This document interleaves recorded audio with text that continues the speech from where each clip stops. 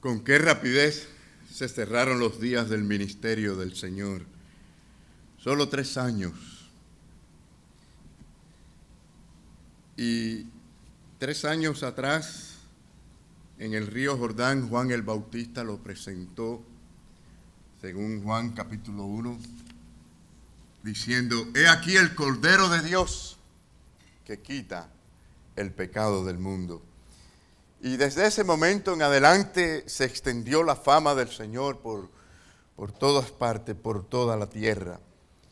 El Señor fue elogiado por ser un gran maestro, por los milagros, por los prodigios.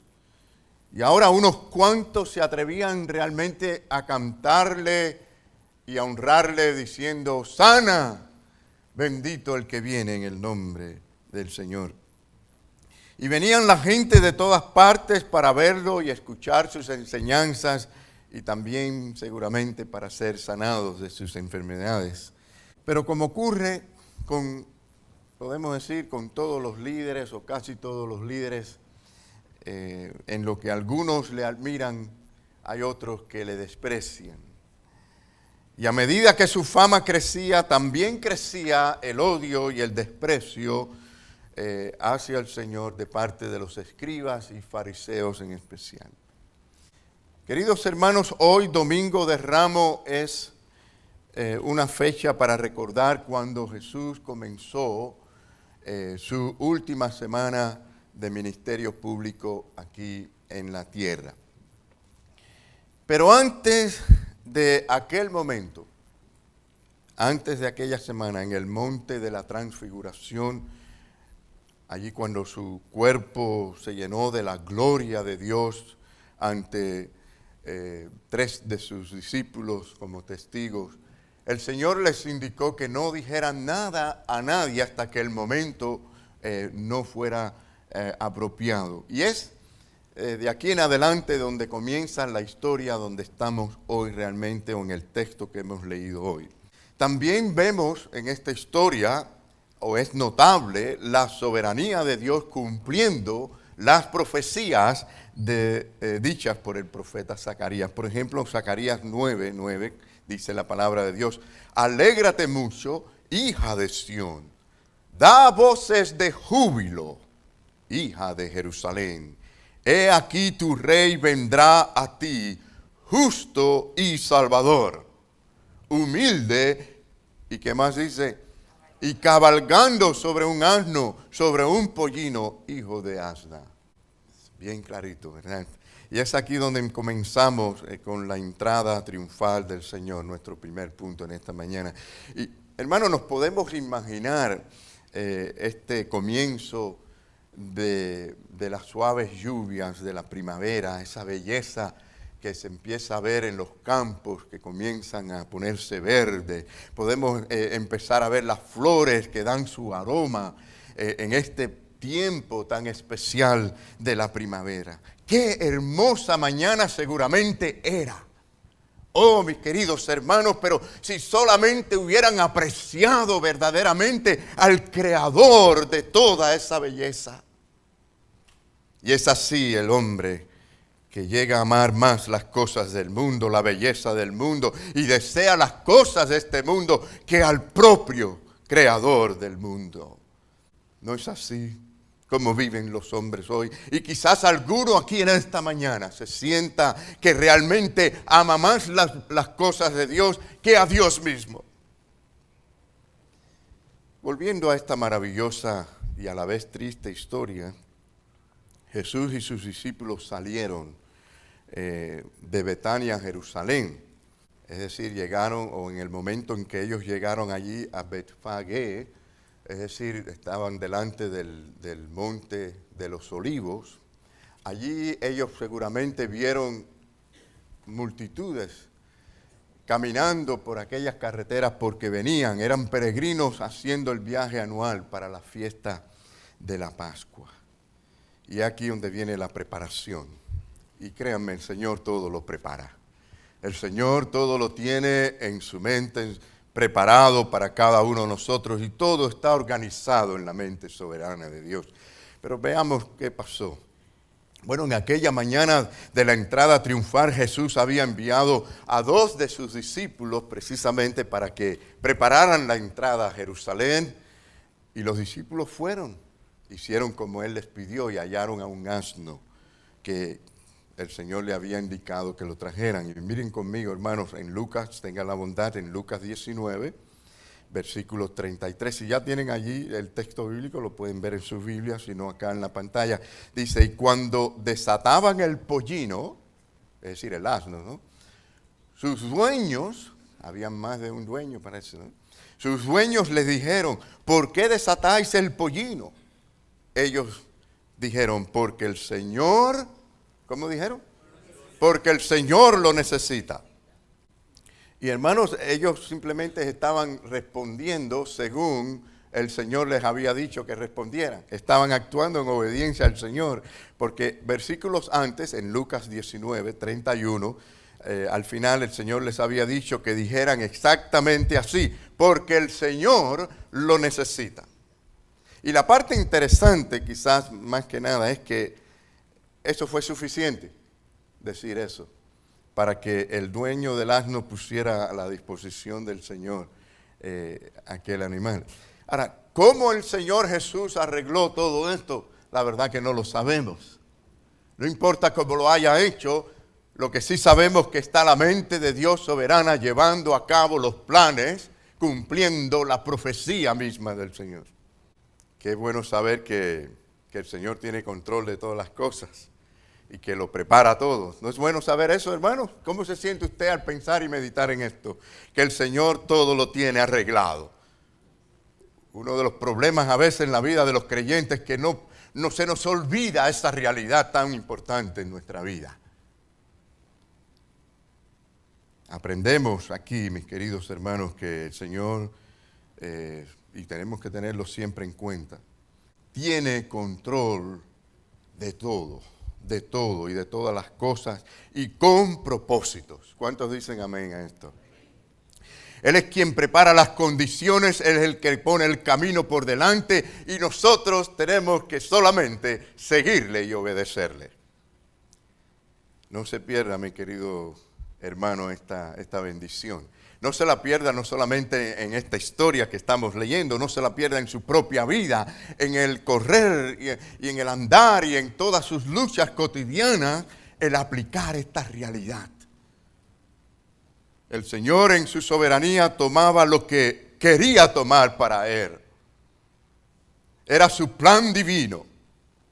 Era el cumplimiento de su propia palabra a través de las profecías dichas por el profeta o otros profetas también, pero el profeta Zacarías, como acabamos de leer.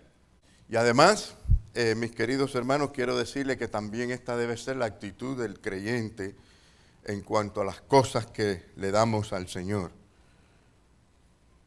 Siempre hay un sacrificio. Siempre hay un sacrificio en términos de dar, de buscar, de hacer para las cosas del Señor. ¿No creen ustedes? Es decir, nadie jamás podrá ser útil para Dios si no hay un deseo de dar, de sacrificar de lo que Dios nos ha dado. Porque realmente nos ha dado todo, ¿sí o no?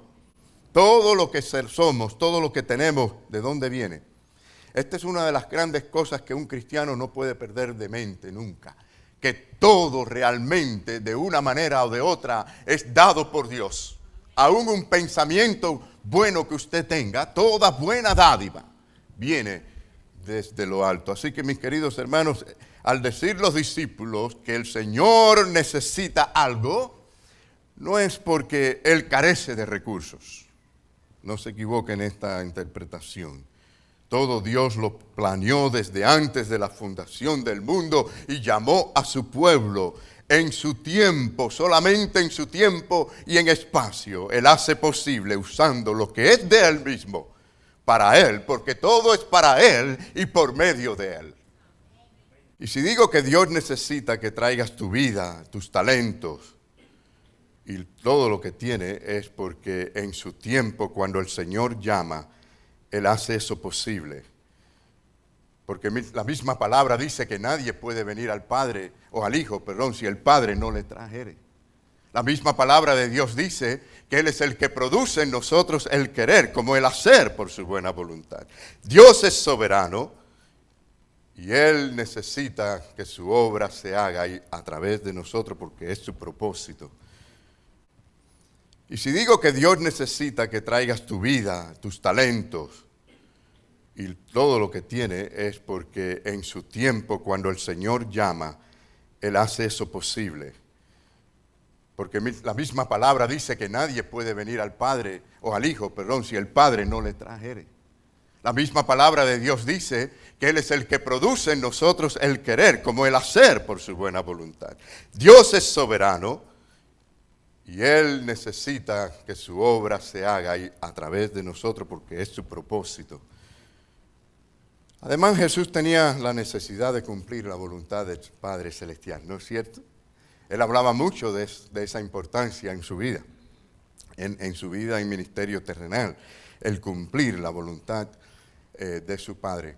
Pero el punto es que nosotros también estamos con Él, con ese deseo. Los que estamos en Cristo queremos también hacer la voluntad de Dios, o debemos desear hacer más que nada la voluntad de Dios. Y el que verdaderamente ama siempre tendrá esta clase de respuesta. Por ejemplo, de los padres hacia los hijos, entre los esposos, entre los amigos, entre los hermanos en la iglesia. ¿Por qué hacemos lo que hacemos? Porque ellos necesitan. Su necesidad es mi necesidad. Y la necesidad de la iglesia es la necesidad de Dios.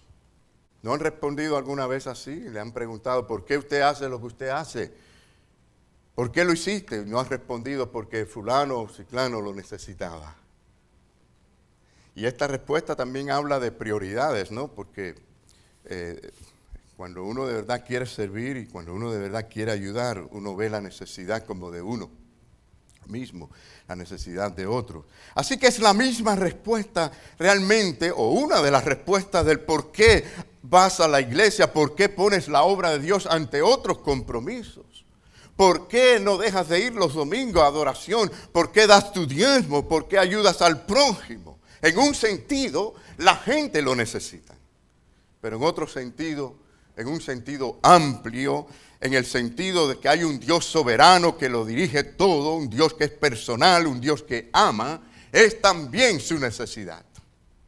Es como lo que el Señor dijo cuando nos enseñó, hermanos, respecto a que ¿recuerdan cuando el Señor dijo que según actuamos, según hacemos ante las necesidades de otros, así también hemos hecho con Él? ¿Recuerdan esa maravillosa enseñanza? Miren, llegará un momento en ese día de juicio que el Señor hará la pregunta a algunos acerca de lo que hicieron con los necesitados. Y algunos van a preguntar, Señor, ¿cuándo te vimos con necesidad? ¿Cuándo te vimos hambriento? ¿Cuándo te vimos que estabas sediento? Algunos dirían, Señor, ¿y cuándo te dimos de comer y cuándo te dimos de beber? Y el Señor va a responder, en cuanto le hiciste a uno de estos mis pequeños, también lo hiciste a mí. Así que es muy correcto decir acerca de la necesidad del Señor sin abandonar el entendimiento de que Él es soberano y tiene control de todas las cosas. Vamos a la procesión. Cuando Jesús se sentó allí sobre el asno, dice la Biblia en Lucas, vean conmigo hermanos, en Lucas 19:37, dice, toda la multitud de los discípulos, dice, gozándose, había gozo en ellos, comenzó a alabar a Dios a grandes voces por todas las maravillas que habían visto, diciendo, bendito el Rey que viene en el nombre del Señor, paz en los cielos y gloria en las alturas. Hermanos, no hay duda que había entusiasmo y alabanza, y además el entusiasmo se contagia, ¿no creen ustedes? Cuando la gente tiene entusiasmo y alegría, eso es contagioso. Si usted se sonríe a alguien, es difícil que esa persona no se sonríe. Si usted se goza, eso se pega. Esas cosas, bueno, también se pega la amargura y el pesimismo. Es terrible eso, pero es así, es contagioso, hermano. Y yo me imagino que uno comenzó a alabar y uno comenzó a decir Hosana y gloria a Dios y el otro y el otro y el otro y todos comenzaron a adorar al Señor. Así que, hermano, nunca tomes como algo pequeño su fidelidad a Dios, su alegría, su gozo por las cosas del Señor, porque siempre afectará positivamente a otro.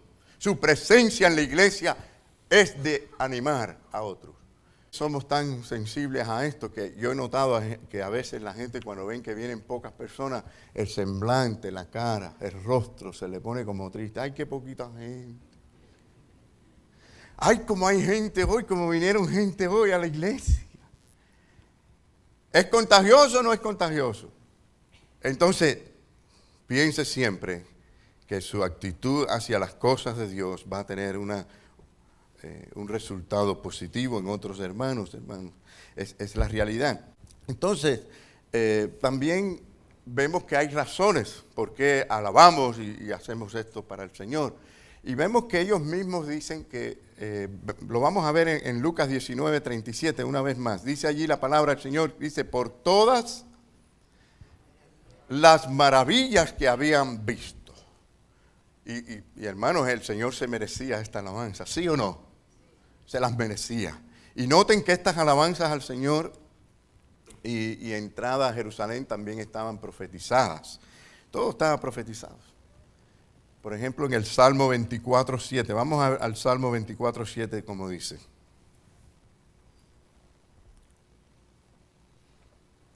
Alzad, oh puertas, ¿cuántos se lo saben? Yo me acuerdo que mi abuelita se sabía de memoria el Salmo 24. Alzad, oh puertas, vuestras cabezas, y alzaos vosotras, puertas eternas, y entrará ¿quién? El Rey de Gloria. Tremendo. Y un detalle también que menciona Mateo, que no vemos en Lucas, en Mateo 21:8, dice, y la multitud, que era muy numerosa, tendía sus mantos en el camino y otros cortaban ramas de los árboles y las tendían en el camino. Hermanos, yo no veo ningún problema con las emociones aquí. Es bueno tener estas emociones para el Señor. Hay algunos que creen que en la iglesia no se puede expresar emociones, hay que estar muy serio. Eso no es correcto, no es bíblico. Uno puede expresar gozo, alegría en el Señor. Y cuando uno lo tiene, créanme, eso es difícil, no se puede uno resistir, uno lo expresa. ¿Sí o no? El gozo es algo tremendo, el gozo del Señor. Ahora, el problema que yo tengo no es con esta parte emocional, porque también la gente se puede emocionar mucho y no ser más que algo superficial, no están arraigados a Cristo. Lo hacen por otros motivos, pero no porque aman al Señor. Y no sé cuántas de esa multitud numerosa estaban en ese problema, pero sabemos por lo que ocurrió poco tiempo después, casi una semana después, en la crucifixión, que muchos gritaban, crucifícale, crucifícale. Así que no todos realmente cantaban y alababan porque era de corazón. Pero de todas maneras, mis queridos hermanos, qué momento tan magnífico, qué espectáculo aquel momento en que muchos con gozo y alegría gritaban, ¡Hosana! Y luego vemos otra parte diferente totalmente. Aquí vemos a una multitud con gozo, alabando al Señor, y vemos unos religiosos que vienen con otra actitud. Y vamos a verlo a los fariseos. Miren en Lucas 19:40. Yo espero que algunos, al mirarse, si se ve como un fariseo, se arrepientan esta mañana delante del Señor. Entonces algunos de los fariseos de entre la multitud le dijeron, Maestro, reprende a tus discípulos. Él respondiendo les dijo, os digo que si estos callaran, las piedras clamarían. Wow. Bueno, siempre van a haber gente, y hay gente con un espíritu de paribé en todas partes. ¿Sí o no? Es decir, estos fariseos eran, estos escribas también eran los paripés de todo lo que hacía el Señor. Venían a echarlo a perder, ¿no? Y en esta ocasión querían que la multitud fuera reprendida por el propio Jesús de darle alabanza y honra. Increíble, increíble. Ahora, quiero decir, hermanos, que Cristo nunca rechazó adoración a Él. Algo que no vemos que hicieron los ángeles, que no hicieron los profetas. El Señor nunca rechazó la alabanza y la adoración hacia Él. ¿Por qué? Porque era el Hijo de Dios verdaderamente, quien merece toda honra y toda gloria. A Él sea la gloria por los siglos de los siglos. Los fariseos, mis queridos hermanos, ellos entendieron obviamente lo que significaba, lo que se estaba haciendo allí, lo que se cantaba, y es precisamente por eso que se enojaron. Y el Señor les dijo, os digo que si estos callaran, las piedras clamarían. Bueno, primero podemos ver o decir que los planes de Dios, mis queridos hermanos, nadie los puede interrumpir. Nadie. Y segundo, era una profecía, como ya dijimos, y tenía un propósito histórico importante. Tercero, si la presencia de Dios llama y requiere alabanza hacia Él, nadie lo va a poder evitar, mis queridos hermanos. Cuando Dios llama, Él llama. Y nadie lo puede detener. Ni aun las piedras. ¿Qué les parece?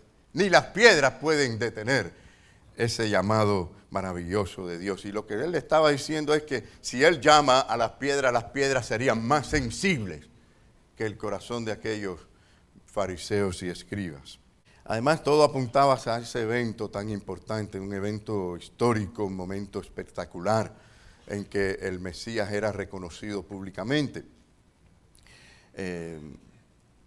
La creación, hermanos, sería más sensible que aquellos fariseos. ¿Qué les parece esto? ¿Cómo es posible que sus corazones estuviesen tan duros, más duros que el de las piedras? Y lo que Jesús estaba diciendo era que lo que Él y el Padre hacían con su amor, con su soberanía y a la vez lo hacían con su misericordia, nadie lo podía detener. Y a su vez les dijo, si hago callar a esta multitud, las piedras lo harían antes que ustedes con todo lo religiosos que son. En otras palabras, el corazón de estos fariseos era tan duro e insensible que primero las piedras darían alabanza a Dios antes que ellos. ¿Qué les parece? Espero que así no sea la vida de algunos aquí en esta mañana. Era como decirle a estos fariseos, alguien va a alabar hoy al Hijo de Dios, les guste o no les guste, y antes de que ustedes lo hagan, y esto es una forma de decirle, miren a dónde está la condición espiritual de ustedes, antes que ustedes lo hagan, lo harían las piedras, y antes que las piedras, esta multitud que me alaba en este momento. Ahora, estos no eran términos desconocidos tampoco, porque, por ejemplo, Juan el Bautista habló sobre las piedras y el llamado de Dios. O hizo una declaración parecida. En Mateo 3:9, lea conmigo, hermanos. En Mateo 3:9 dice, y no penséis decir dentro de vosotros mismos, Abraham tenemos por padre, porque yo os digo que Dios puede levantar hijos de Abraham, aún de estas piedras. Lo que el Señor le estaba diciendo simplemente es, no crean ustedes que porque son descendientes de Abraham biológicamente, ustedes están en Cristo. Ustedes son salvos, no por descendencia, sino por el llamado. Y si Dios llama y llama a las piedras responderían. Una de las aplicaciones aquí es que nunca debe un creyente estar con la actitud de estos fariseos de querer primero que las piedras sean las que funcionen, las que hagan, las que hablen. Y hay cristianos que viven la vida cristiana con ese tipo de actitud. Que otros hagan, que otros alaben, que otros trabajen, que otros hagan la obra, que otros prediquen, que otros hagan. Y si el Señor te ha dado dones y talentos para que tú los uses para su gloria y honra. Pero yo sé que si es el llamado de Dios vas a estar inquieto. Yo sé que si el Espíritu Santo está en tu corazón, vas a estar entristecido, tu vida va a estar muy mal, con un vacío terrible porque no estás respondiendo en obediencia al llamado de Dios. Qué triste que los fariseos y los escribas, con todo el conocimiento, con toda la religiosidad, estaban tan lejos, tan vacíos, tan oscuros en su corazón y eran más duros que las piedras. Le tenían odio, por cierto. Es más, hubieron tantos momentos en que lo expresaron. Por ejemplo, en Juan 12:19, de manera despectiva, ellos dijeron: mirad, el mundo se va tras él. Y quizás así muchos digan: mira este fanatismo, mira cómo van, cómo hacen, no es necesario. Pero al menos aquella gente exaltaron y reconocieron los milagros del Señor. Pero mientras había esta alegría, vemos esta otra esfera. Vemos cómo el Señor veía algo más allá de las alabanzas de los labios y veía el corazón de la gente y había tristeza en su corazón. Y vamos al segundo punto, dice el corazón herido del Señor. En medio de todas estas alabanzas, mis queridos hermanos, vemos este contraste de emociones. En una esfera se percibe el triunfo y en otra la tragedia. Es decir, mientras que la multitud alababa emocionadamente y había júbilo, el Señor veía la realidad espiritual de aquellos corazones. Vengan conmigo a Lucas 19, 41 al 42. Dice: y cuando llegó cerca de la ciudad al verla, ¿qué dice la palabra? Lloró sobre ella, diciendo: oh, si también tú conocieses, a lo menos en este tu día, lo que es para tu paz. Mas ahora está encubierto de tus ojos. Bueno, la semana pasada dedicamos un poquito más tiempo a explicar esto. No quiero repetirme hoy. Pero sí, hermanos, el Señor los vio ciegos, con una ceguera espiritual, con una falta de discernimiento espiritual. Los fariseos estaban completamente llenos de orgullo y de rebeldía hacia la palabra del Señor. Y el Señor, aquello le dolía en su corazón. Y le dolía ver a muchos quizás en la multitud cantando y alabando, pero era falso, era por emociones. ¿Por qué viniste hoy a la iglesia? ¿Por qué vienes a veces los domingos? ¿Por qué dices a veces que tienes mucha fe en el Señor? ¿Qué realmente es lo que te mueve? ¿Qué es realmente lo que te acerca al Señor? ¿Es Él tu Salvador, tu Ser supremo, a quien adoras, a quien ama, a quien quieres servir? Miren cómo el Señor lloraba. Miren en Lucas 13:34, ahí vemos el llanto del Señor. ¿Cómo decía el Señor? Jerusalén, Jerusalén, que matas a los profetas y apedreas a los que te son enviados. Y miren qué palabras más poderosas, que algunos tendrán que oírlas por toda la eternidad y recordarlas. ¿Cuántas veces quise juntar a tus hijos como la gallina a sus polluelos debajo de sus alas? ¿Y saben qué? No quisieron y no quisiste. ¿Cuántas veces quise y no quisiste? Vemos el amor perdido. En Lucas 13:34, esta frase: ¿cuántas veces quise juntar a tus hijos? Mis queridos hermanos, estas son palabras que salen del corazón herido del Señor por una ciudad ya prácticamente perdida. ¿Cuántas veces? Vamos a decir, un resumen triste de la historia de Israel. Porque esto va hasta bien atrás, al pasado, incluyendo todo lo que Dios había hecho por su pueblo. Mis queridos hermanos, cómo el Señor fue con ese pueblo. Había sido llamado de lugares extraños, refugiado en Egipto, fue liberado de la esclavitud. Se les envió a los profetas, unos tras otros, y quisieron matarlos a todos. Y ahora, dentro de poco, querían matar al propio Hijo, o querrán matar dentro de pocos al mismo Hijo de Dios enviado. ¿Cuántas veces, con cuántas frecuencias el Señor habla? Qué paciente es el Señor, que aún a nosotros que estamos en la gracia a veces no respondemos en obediencia, y el Señor es paciente y nos habla. Qué bueno que el Señor no nos trata a nosotros como trató a Ananías y a Zafira en aquella iglesia del primer siglo, ¿verdad, hermanos? Qué misericordioso es el Señor con nosotros. Dios es paciente, y cuántas veces nos habla y no obedecemos. La tragedia se repite, hermanos, en estos días, al igual que en aquellos días. La oportunidad se pierde. Y vemos esto, la oportunidad perdida en Lucas 19:42. Oh, si también tú conocieses a lo menos en este tu día lo que es para tu paz. Saben que las oportunidades no se pueden perder. Cuando se pierden, por lo general no regresan. Tienes tu día de visitación, tienes tu tiempo de responder. Y ellos tuvieron a los profetas y no respondieron. Ahora tenían al Mesías y tampoco respondían. El tiempo pasaba y ya llegaba su tiempo final. Y es decir, crucificarían al Señor y vendría juicio sobre el propio pueblo de Jerusalén, el propio pueblo de Dios.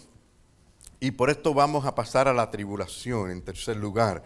Mientras que la gente cantaban y estaban emocionados diciéndole al Señor, hosanas, Jesús lloraba porque veía lo que dentro de poco le iba a suceder a Jerusalén.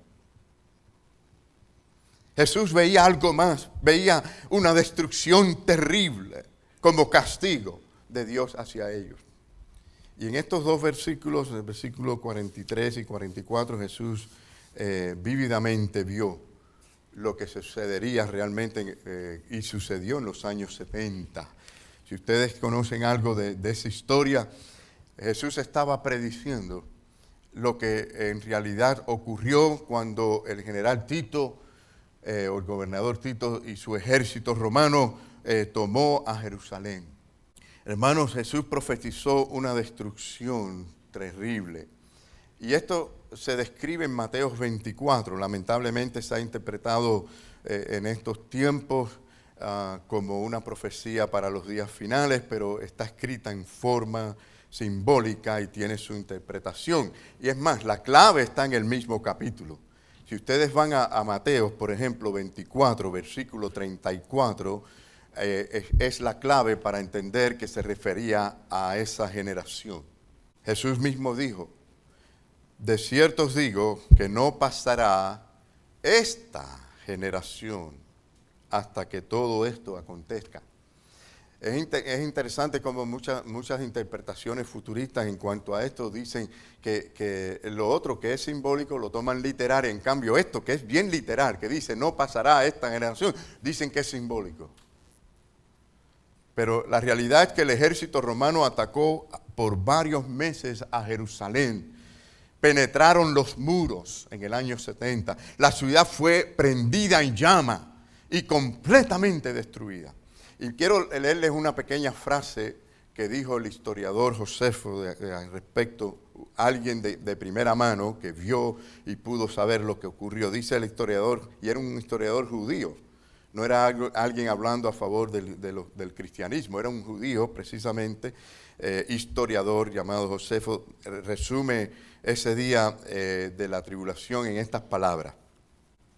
En cuanto a la ciudad, refiriéndose a Jerusalén, fue tan aplanada hasta donde se excavaron los cimientos, que no quedó nada para que los que vengan por aquí crean que una vez fue habitada.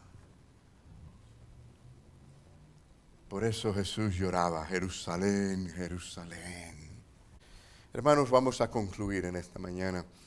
¿Le extraña a usted las lágrimas del Señor Jesús mientras que el pueblo clamaba y diciendo hosana? Jesús vio el gozo de estas personas, la alegría en parte, pero también vio la condición espiritual de muchos.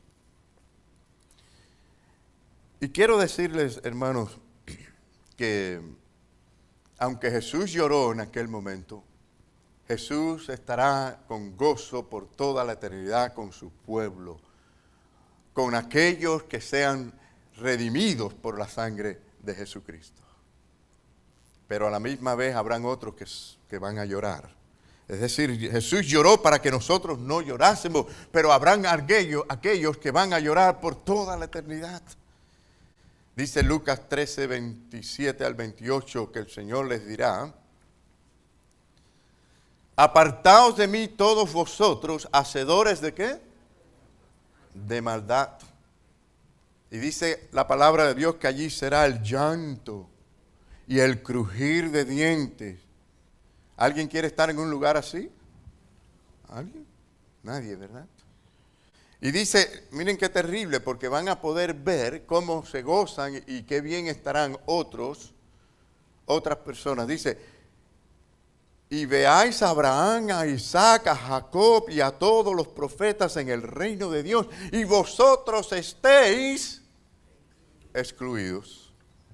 Terrible, ¿verdad? Así que la realidad es que habrá un triunfo para los que estén en Cristo, pero habrá una tragedia eterna para los que no estén en el Señor. Con razón Cristo llamaba al arrepentimiento y llamó a su pueblo al arrepentimiento y llama hoy en día al arrepentimiento. Aquellos que son verdaderamente hijos de Abraham responderán en obediencia. Responderán a ese llamado de Dios y vendrán reconociéndose y viendo la suciedad de su alma, viendo sus pecados delante de Dios, deseando que Dios les perdone, deseando la misericordia de Dios. ¿Te sientes así en esta mañana? ¿Sientes deseos de venir al Señor y decir como el mendigo, Señor, nada tengo que darte? Perdóname, Señor. ¿Le dirás así a Cristo en esta mañana? Antes de salir de este lugar, podrás ver tu vida en aquellas partes en que has sido desobediente y le dirás al Señor, Señor, perdóname.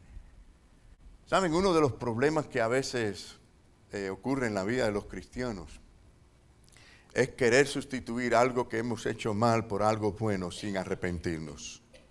Qué error tan grande, pensar y confiar en nosotros mismos. O nos hacemos una terapia psicológica. Eso no funciona. La razón por qué muchas veces la gente sigue en lo mismo y repiten lo mismo es porque verdaderamente no se han arrepentido. Porque cuando nos arrepentimos, el Señor nos limpia, nos purifica. Esta es la mejor terapia que existe, hermanos. No hay mejor terapia que esa limpieza que el Señor hace, porque nos limpia la conciencia, nos limpia de toda culpabilidad. A veces sucede, por ejemplo, en las relaciones humanas, en el matrimonio, por ejemplo, el esposo le hace algo a la esposa o viceversa, y en vez de arrepentirse y pedir perdón, en su mente ellos se preparan para decir, no, yo lo que voy a hacer es las cosas bien. Quiero demostrarle que le amo, quiero hacerlo bien. Simplemente, eso no funciona, mis queridos hermanos. Tenemos que aprender a ser gente que reconocemos que todo lo que es desobediencia es pecado, y lo que es pecado es algo muy sucio, muy feo, algo que ofende a Dios. Y debemos de venir delante de Él en arrepentimiento y pedirle perdón. Pero ¿saben algo? Dios es tan bueno. Él es tan lleno de amor, infinitamente lleno de amor. Y la palabra de Dios dice que nada nos podrá separar del amor de Cristo, que el Señor nos abraza, nos perdona y nos sana de nuevo. Y no solamente a nosotros, sino a cualquier nación, a cualquier pueblo. Si mi pueblo se humillare, el Señor es capaz de sanar toda la tierra, pero debemos de humillarnos y arrepentirnos delante del Señor. Piénsalo. Amén.